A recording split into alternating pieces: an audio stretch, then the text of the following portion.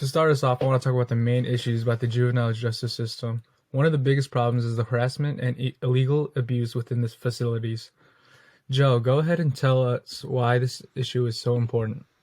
So throughout our research, I came across a woman, Miss Sayura, who kind of wrote about her issues throughout the system, and she was disproportionately and negatively affected by the juvenile justice system. And while she did experience success after her time in it, it's not common for people to. She said herself that there was nothing rehabilitative about the experience, and that youth detention was the worst experience of her life. She said that's the root cause of our project, and it's about how the system does not rehabilitate. So, on the topic of rehabilitation, detention centers and long-term secure centers do a very bad job at rehabilitating people, but that's a problem because over 50%, much over 50% of the youth that are put into centers are put into these two categories.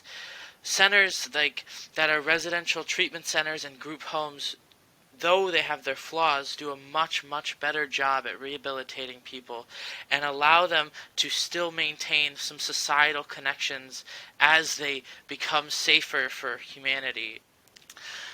And I feel like those are not utilized enough, and detention centers are kind of just, you have someone that's behaving badly that shouldn't be put away or shouldn't be locked up, but that's the option that's easiest. That's the option that most people go with. And when you do that, it really takes away from that child's ability to recover from this situation.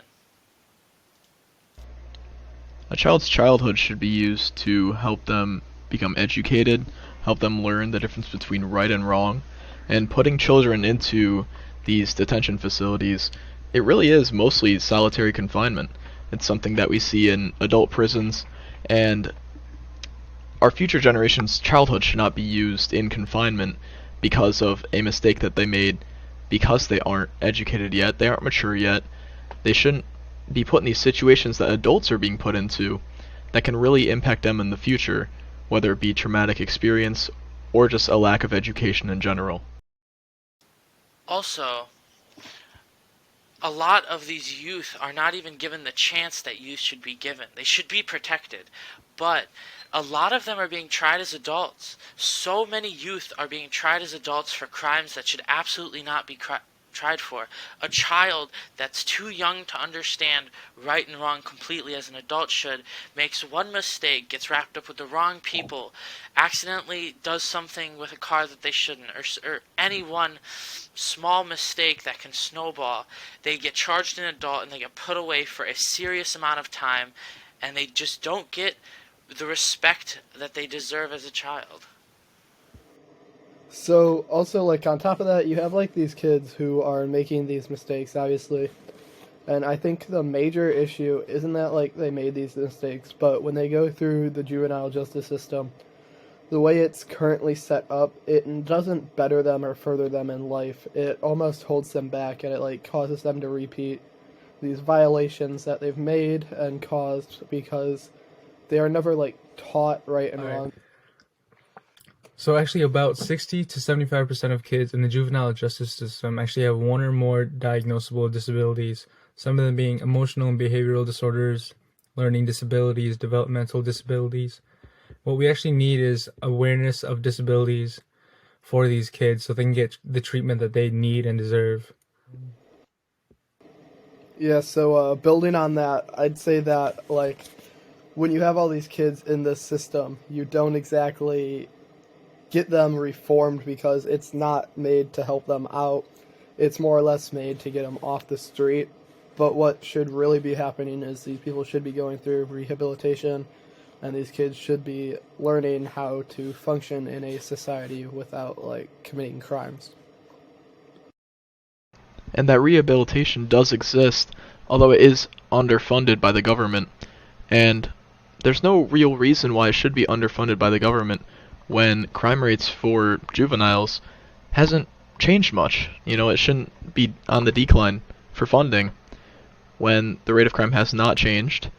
If anything, it's increased. And locking these kids up strips them of the need that they have to have connections. Like, when children are at this youthful time, the connections that they meet with new people, they need this constant stimulation, this constant societal stimulation to like grow as a human. And when you're locked up with the same group of people being treated like an inmate, you're gonna really lack these important and necessary topics of knowledge, and that you need to like behave as like a normal human being. And also, it's the education. This is a very important time for learning, and it's just not equal to what you would get outside. Pretty much this episode of the podcast is just about the loss of childhood education and the experiences that these kids are lacking because they are going into detention centers instead of rehabilitation centers, where they really should be in order to truly be able to get back out into the world once their sentence is up. Peace out, Girl Scout.